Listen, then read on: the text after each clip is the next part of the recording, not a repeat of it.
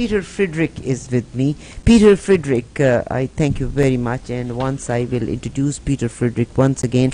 I had a chance looking at his couple of articles, and I was very impressed and inspired by these articles. I'll take you towards those articles. Peter Friedrich here with me, and आज जैसा मैंने आपसे कहा कि hi, election का भी मैंने जिक्र किया. We had a person from India with us, the man who was taking care of BJP election and what is happening. Peter Friedrich is a South Asian affairs analyst who resides in California, author of एक इनकी किताब है The Struggle for the Human Dignity in the Indian Subcontinent. And then, of course, the couple of articles which I came across, and I was surprised to see this. What is the foundation of RSS? And I shared it in the beginning of this program. It's very unfortunate 2 years ago, this government, Donald Trump, and there are still allegations, it is still under investigation, that Russia intervened in the system, and of course they influenced the election. And now when we are talking about this election, next upcoming election, there's a lady, she is a candidate for the election, next election in America. She had her town hall meeting. Peter Friedrich is here. Peter, I welcome you to the show, and thank you very much for joining us. Thank you, sir. I'm very honored to be here. Thank you. Now, before going any further, I'll definitely discuss with you about the how this RSS came into being. White supremacist and Hitler and Nazis, इन तमाम की परछाइयाँ इसके बीच में RSS में मिलती हैं. किस तरह से, how this RSS was founded, we will definitely go through this. And there are so many people in America, and those South Asians, especially people from the India who are living in America, 50% of them are Hindus, and the rest 50% are Christians, Buddhists, Dalits, Muslims, and all the people, other people from India.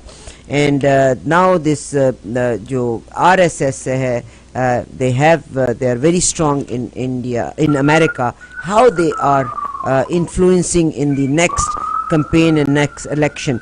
Peter Friedrich, would you mind to share this with us? What happened in this recent town hall meeting with this candidate?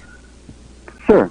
So this candidate is U.S. Congresswoman Tulsi Gabbard. She's from Hawaii, and she's been in Congress since 2012.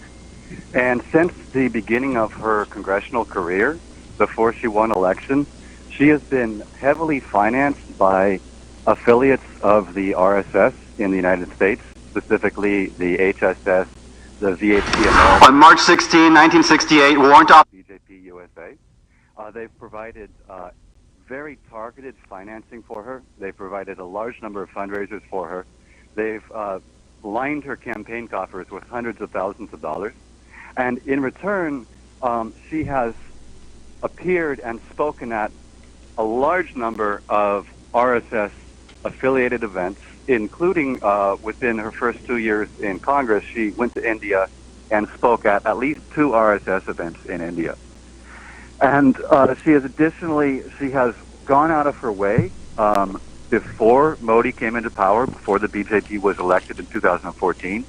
She has gone out of her way on several occasions to squash and silence any attempt in the United States to discuss human rights issues in India. So I was at this town hall in Los Angeles last weekend, and she was there she was there campaigning for president. And there was an opportunity to ask questions. So when the opportunity arose, I put my hand up. I had prepared a question, and they selected me, and I asked a question. And my question was basically that I have done research, and I've uncovered how it is that she ended up getting connected to the RSS. So I named a couple of the people that have been instrumental in putting her in touch with the RSS. And then I asked her why she has appeared at so many RSS events, and I asked her when her collaboration with the RSS began and how much money she has taken from the RSS. Now, okay, so what was her answer? Yes, sir. So her answer was she began initially by saying, "I am a soldier," Yeah. and that she took an oath. And at the moment that she said that she took an oath, there was actually a protest against her happening outside, and a protester shouted that she had taken an oath to the RSS, which I'm not asserting that she has done that, but that is apparently what some people believe. Anyways, so she continued answering the question, or actually she continued non-answering the question. She dodged it, she sidestepped and avoided the question, and began talking about how these kinds of questions, she said, are rooted in religious bigotry. Although And you did not ask anything about the religion, though. I asked absolutely nothing about the religion, any religion whatsoever. I asked specifically about the RSS, which is a fascist paramilitary in India. I will, Majid bhai, मैं आपके साथ share करती हूँ. When he was in the town, and it was she was unlucky that they chose Peter for this question, and his question was very valid. He said that Hawaiian एक resident है. Peter, would you mind if I go in Urdu and English so that I do have many Urdu listeners? Please. There is Hawaiian resident Michael Brannon Parker. उस Michael Brennan Parker ने कहा कि वो जो ये miss जो candidate है इसको जानता है since she was a child, और उसने माइकल ब्रैनन पार्कर ने इस बच्ची को इंट्रोड्यूस किया था विद आरएसएस. उसके बाद जो फ्रेडरिच है इन्होंने कहा कि एक विजय पोलैंड है, टेक्सास से उनका ताल्लुक है. विजय पोलैंड का ताल्लुक टेक्सास से, और वो कहते हैं कि वो आरएसएस के एफिलिएटेड लीडर हैं और उनको इस लड़की से मिलाया था, माइकल ब्रैनन ने ही मिलाया था. उसके अलावा ये जो कैंडिडेट है इसने 2 टर्म्स अपनी ऑफिस में गुजारी हैं. आरएसएस के स्पोक पीपल से ये मुलाकात करती रही है, पिछले 3 दफ़ा इसने की है. एंड इसने आरएस के एक इवेंट थे, 2 इवेंट्स थे इंडिया में जिसमें she was there as a spokesperson. ठीक है, ये था पीटर के सवालात. But Peter, how thorough is your investigation regarding this matter? I mean, you personally did the about Tulsi Gabbard. You did the investigation yourself, research yourself, or you read it or talked to somebody about it? I have personally investigated this myself for over a year, and I have run my investigation, my research. It's been peer reviewed by a number of people. Additionally, there is an independent investigation that's been done by Democratic opposition. Tulsi Gabbard is a Democrat from Hawaii, and she has a strong base of opposition to her within her own political party. And within Hawaii, there are Democratic Party members who have done their own independent investigation and come to the same conclusions. My investigation has been independent of theirs and has lasted for about a year. And has been, but major networks, if I look at the major networks in the United States, they are still backing Tulsi. Yes. What's the reason for that? So I'm sorry, can you repeat your question? The major networks? Yeah, I mean, television networks and radio networks, they are supporting and promoting this Tulsi Gabbard. They're supporting and promoting her, I believe, because they see her as the mascot of the Sangh Parivar. They see her as somebody who will stand by India no matter what. And I support friendship between the United States and India, but I think that friendship should be premised, as any friendship should be premised, on holding each other accountable for doing right and for doing wrong. And Tulsi Gabbard, in her position as a congresswoman, has gone out of her way to prevent the Indian government from being held accountable for anything that it has done wrong through religious minorities. And as a president, I believe that the Indian networks, and specifically these Sangh Parivar networks in the United States and internationally, see a lot of potential to use her for their benefit and to use her for potentially even advancing the cause of turning India into a Hindu Rashtra as per the vision of the RSS. Now, Peter, my question is, I was reading this document the other day, and it says that only about half of the Indian American in diaspora is Hindus. The other half are diverse: Buddhists, Christians, Dalits, Muslims, Sikhs, and so forth. So this Yes. mean they initiated this RSS there, and BJP. It says that Modi often follow election in India with the great interest. Those who support Modi organization, they do rallies, training camps, and campaign events in India, in America. And I was told around 4,000 of these people are there. Do you know? Do you have some statistics for that? Yes. So the Overseas Friends of BJP, which was founded in the United States in 1992, and actually the reason it was founded was in order to counter negative news regarding the pending destruction of the Babri Masjid.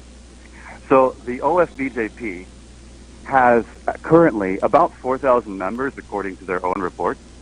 And last election cycle, in 2014, they sent about 1,000 people back to India to campaign on the ground. They put boots on the ground to campaign for Modi and the BJP.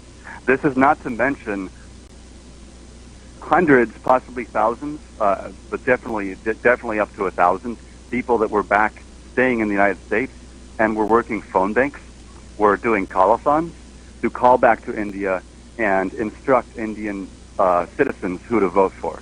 And the thing to keep in mind is that most of these people that are heavily involved, if not all of these people that are heavily involved in the OFBJP USA, are not Indian citizens. They are people who emigrated from India, came to America, renounced their Indian citizenship because that is necessary in order to become a U.S. citizen. They are currently U.S. citizens, and yet they are doing things like even going back to India to campaign for a specific political party and support the election of the BJP. And in my view, from my analysis, that constitutes foreign interference in India's sovereign election. In India, so you are saying only one thing, it's intervention into sovereign countries' election by I'll go through this. For years leading up to Modi's 2014 election, Overseas Friends of BJP Chief Vijay toured the US and speak to the diaspora rallies and American politicians. And वो कहते हैं कि उन्होंने कहा 2015 after BJP won the in India, Overseas Friends of BJP to वो लोग जाके उन्होंने celebrate भी इसको किया. ये है national wide, it boosts 18 chapters in 13 in America की 13 states में 18 chapters हैं इसके Overseas Friends of BJP के. It is reported to have 4,000 members. It has an elected national executive committee of 10 people and nearly 40% national council. If you and Peter, Yes. in last election, I'm not talking about the BJP, but there's another party. It's called Admi Party or something like that. Aam Aadmi Party. Aam Aadmi Party, and I know about thousands of people living in Canada who are not Indian citizens now, but they turn into Canadian citizens, and they generated a lot of funds for that party, and they went back for the election at that time. So it's not only that. My concern is only RSS. Were those 4,000 people belong to RSS? Yes, from my research, it appears that it's difficult to say exactly about every single person, but it appears that in general, the OFBJP membership corresponds with the HSS, RSS membership, and or with the VHP America membership, and VHP America and HSS are all basically under the larger RSS umbrella. So it is safe and accurate to say that yes, the OFBJP works hand in glove with the RSS, and it is largely staffed or largely constituted of RSS affiliated members or RSS members. It also frequently hosts BJP politicians from India to go on tours in America, and who are themselves oftentimes members of the RSS. And additionally, corresponding with these OFBJP tours of BJP politicians from India, there are also frequently hosted by the HSS in the United States tours of RSS leaders including the Sarsang Chalak Mohan Bhagwat, as well as other secretaries, who host tours of these. So the HSS hosts tours of these RSS leaders from India in America, generally corresponding to the same time as the OFBJP is hosting tours of BJP politicians or BJP party leadership in the U.S. This is very strange, and Majid Bhai, and I am surprised by, as it states that Southeastern Europe is synonymous with the Balkans, and I want to give us the explanation. And you know what is the Balkanization, which describes the breakup of large region into the smaller, mutually hostile group. Now, Balkanization and RSS, what is that? USSR was broken into the small nations. Now, America in last elections, they say that Russia these elections were influenced by Russia. Now, in the next election, if it is like RSS is, and RSS, we will go through RSS. What is RSS? I will definitely involve Peter for that. Now, if America, this mean, what is happening in America? That is it so easy for the other countries and strong countries to intervene in their politics? Well, I think that maybe it's not a question of how easy it is. It might be a question of how knowledgeable are Americans, and is this an issue that is aggravated by American ignorance? When I speak with most Americans have no concept of what is happening in India. They're very naive people. Pardon? They're very naive people. Believe. No, I don't want to criticize overly much, but yes, I would say they're nice and nice. They believe in what somebody says. They are very nice people. Very nice people. You're right. They're very nice people. They're very open and welcoming, and that is a good thing. But you have to set boundaries, and without boundaries and without wisdom and judgment, you cannot properly discern people who are coming here and need help or need a place to stay or need to be welcomed, like refugees and immigrants coming to make a better life, versus people who are coming in order to take advantage of the system and in order to use their positions of privilege in a free country, in a wealthy country, to work to further the oppression of minorities in the country from which they came. And so I see, in the specific case of the OFBJP and the RSS, I see a lot of the people that are coming from India to America and who are belonging to these organizations and working within them, that they are taking advantage of the multicultural society in America in order to make money and use their position as minorities in the country to gain favor and then to root themselves in. Push an anti-minority agenda in India. At the same time that they're propagandizing for India in America. Now, Peter Frederick is with me, and Hindutva के बारे में हम थोड़ी सी बात करेंगे. ये term Hindutva जो थी, ये सवारकर एक शख्स थे, 1923 में इस टर्म को इंट्रोड्यूस किया था, जो आरएसएस का एक एजेंडा है. लेटर ऑन, और ये he was very much inspired by Hitler, कि उसने नाजीज ने ज्यूस के ऊपर जो जुल्म किया था, यानी माइनॉरिटी में वो लोग थे. लेटर ऑन 1923 के बाद सवारकर जो थे, he is the man who, उसने हिटलर के इस एजेंडे से मुतासर होकर हिंदुत्व को इंट्रोड्यूस किया था. बाद में आपको याद ही होगा कि उन्होंने, वो कहता था, हिटलर ने 2000 के करीब नाजीज का मार्च हुआ था अगेंस्ट ज्यूइश के लिए. लेटर ऑन 1925 में 1925 में यही जो सवारकर थे, उनकी इस आइडियोलॉजी पे बेस करते हुए ये आरएसएस की बुनियाद रखी गई थी. और जो इसके फर्स्ट जो इसके फाउंडिंग डायरेक्टर थे, वो केबी हेजवार थे. K B Hedgewar, is that right? Am I right? Peter, correct me if I'm wrong. Hedgewar was the founder. What is your question? in 1925 it was founded, and what was the foundation? Like, he was impressed and inspired by Hitler, the Nazis. Yes. What was it? In 1925, Hedgewar founded the RSS, and he didn't do it entirely alone. He was the founder and the first supreme leader, the first Sarsangchalak, but he was joined by other people like B.S. Munji, the brother of V. Savarkar also joined him. And in 1925 is an important year because it's the same year that Hitler published his manifesto, Mein Kampf, and began to really gain global attention and especially gain power in Germany.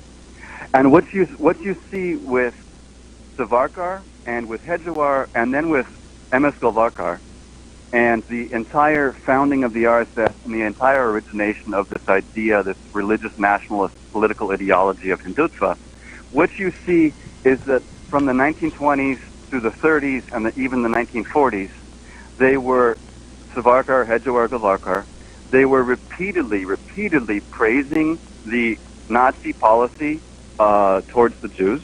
They were repeatedly comparing the Indian Muslim population in particular to the German Jewish population, and they were calling it a good lesson to profit and learn by. And yes, they were at the same time they were developing an ideology, formulating an ideology, which not only has had and has a lot of similarities in its outlook to Nazism. Hindutva and Nazism are both supremacist ideologies. They both seek a homogenous society. They are both opposed to multiculturalism. They both want to deny minorities their rights, and so forth. They're both authoritarian and so forth. But in addition, when Hedgewar founded the RSS, he actually modeled the organization, and especially as it grew over the next 15 years, from 1925 to 1940, he actually modeled the organization after the fascist movements in Italy and in Nazi Germany. And those fascist movements in particular, in Italy they had something called the black shirts. In Nazi Germany they had something called the brown shirts. And they were the exact same thing, paramilitaries that were all male, that came to assemble and train and be indoctrinated into the specific fascist ideology and learn how to use weapons, and then ended up being put onto the streets to dominate the streets and attack minorities. Peter Friedrich is with me. Now, what is their RSS specific uniform? Was it a special reason that they wear khaki shorts, white shirts, black caps? Members begin meeting weekly every week. And would you please explain something? Yes, so that is their uniform, and it bears a lot of similarity actually to these brown shirts that were formed in Nazi Germany. A lot of people have said that the nickname for the RSS should be the brown shorts instead of the brown shirts, although they have since actually updated their uniform and now they wear long brown trousers. Now, Peter, we'll come towards the concluding point. As Peter Friedrich is a South Asian affairs analyst, of course he lives in California, he has his eyes on all these matters. Now, in India and Pakistan, of course, both are nuclear powers these days, and of course, I think something happened after America's drone attacks in Pakistan. They did the operation for Osama bin Laden. And now India has started getting into different areas of Pakistan, and they want to strike wherever they want, where Pakistan of course is also a nuclear power. How would you relate this with this government? And now today I got a news from my own country, Pakistan, that although it's quite at the moment, but we are still, or Pakistan is still under the threat of a war. This can be before election or this can be after election. After it has been proven that Pakistan did not use F-16, or as India claims that they did not shot down F-16. So, what are the consequences of this? Would you please give us some detail about it? Well, as far as the consequences, if there is actual war, the consequences could be global and disastrous. Both India and Pakistan, as you've mentioned, are nuclear-armed powers. And the problem is that neither one of them can be trusted necessarily to exercise restraint and refrain themselves to merely a traditional style of warfare. There's a lot of saber rattling going on. There's a lot of dark clouds of war, and it's not helping that this OFBJP USA, for instance, in America, that right after this Pulwama Kashmir attack in February, right after that, they began organizing protests in, I believe, 6 states in the United States, and they began organizing protests in which they were demanding the India attack and go to war with Pakistan. They even were displaying signs that read things like "World hates Pakistan," which is rhetoric that is absolutely designed to spread and encourage hate and violence. And as far as Pulwama itself, we have to remember that in that specific attack, a horrible attack, a despicable attack that should never have happened in those. It should not. 49 people died. You're right. Absolutely right. Those gentlemen should never have died.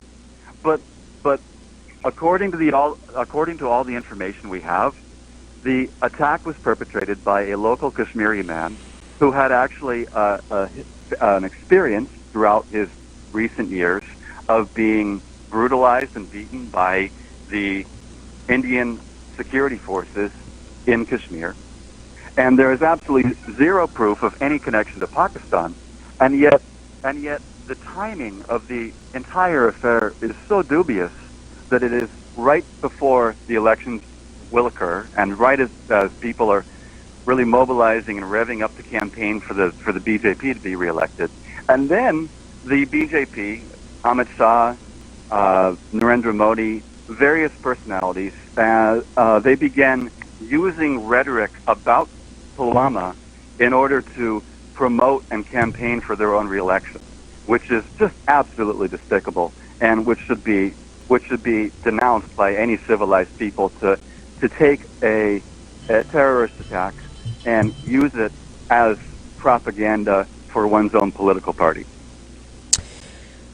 Now, this is sad that people die, politicians, they achieve their objectives.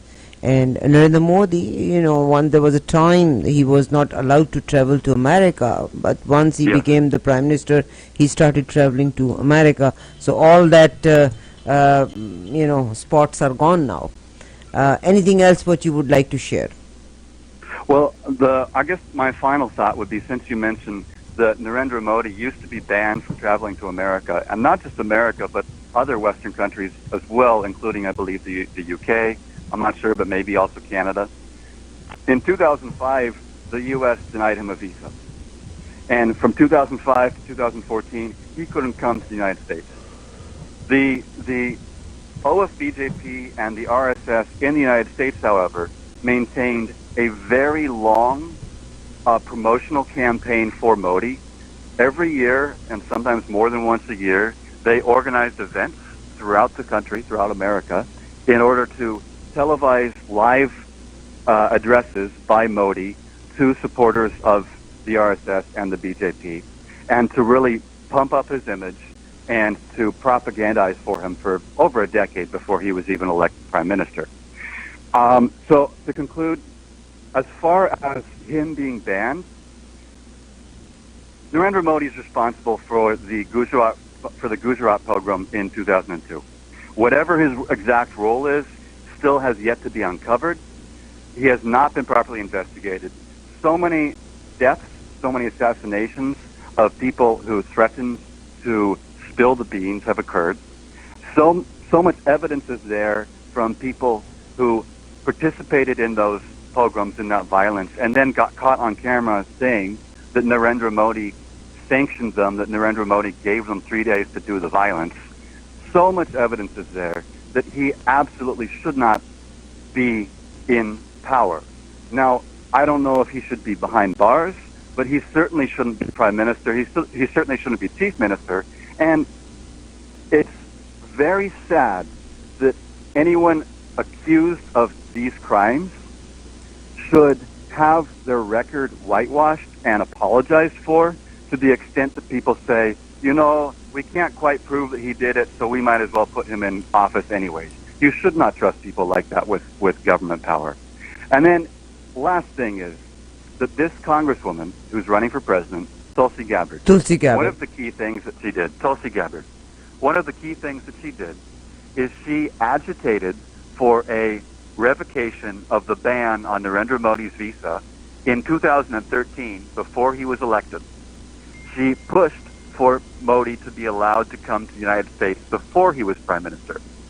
And then when she went to India, while she was at an RSS event speaking in India, she said that there was a lot of misinformation about the event in Gujarat. She is an apologist for the Gujarat Pogrom. She needs to be investigated herself. And somebody like that, with all of the money that she's taken, with all of the interactions and the relationship that she's developed with the RSS, which is a fascist paramilitary in India, somebody like that should not be in political office. Thank you very kindly, Peter Friedrich. Thank you very much for coming on board with us. You know what? It reminds me. You are very. Of course, I have many people with me. Some people like what we say. Some people don't like, because we are, as a journalist, we just give them the information. And you are a very strong weapon in your hand. That is your pen, and you write. I remember, and I think about myself, there are times as in the reporting field, I lose my heart, and it gives me. Do you remember the Kevin Carter? Kevin Carter in 1993, he filmed that little girl who was there was a vulture sitting behind her, and later on, when Kevin Carter came back, he couldn't forgive himself and he did the suicide. Do you think that the way things are changing in this world, we can change these greedy politicians, and we can change the greed, and how it is affecting journalists if we are emotional hearts, or we have love for the community, how it is affecting us? So as far as journalists, I think that the important thing is to, it's important to not get burned out, and I think that the best way to not get burned out is to realize that we can't change other people. We can't change these politicians. We can't change anybody else. We can't even change the people that support them. What we can do is we can change ourselves. We can start with changing ourselves, because you and I, the only person that I have direct control over is myself. You're right. Is myself. You're right. And so I can change myself. And what I can do as far as that goes is trust in a higher power, trust in the Creator, and just work to encourage an atmosphere, a society, a culture of loving each other and of treating each other as we would want to be treated, and of being peaceful and being committed to peace. Whether we're working at the time writing, spreading information, or just in our day-to-day lives. Do you ever come to Toronto? Yes, I've been to Toronto. We will welcome you, and I wish everybody must meet him. Of course, these are the journalists who put things on the paper and they educate us. I thank you very much, Frederick. Would you mind to share your Facebook so that if we can link it to? Yes. My Facebook is facebook.com/Peter James Friedrich, and my name is spelled PIETERJAMESFRIEDRICH. And you can also visit me at my website, peterfriedrich.net. Thank you very kindly. And आज के interview को आप सुन सकते हैं. It is very useful information. I wish I can bother you again, and there are many times when I'll call you and I'll request you to share your thoughts with our listeners and our viewers. I'm always here to speak about what I have come to learn is the truth.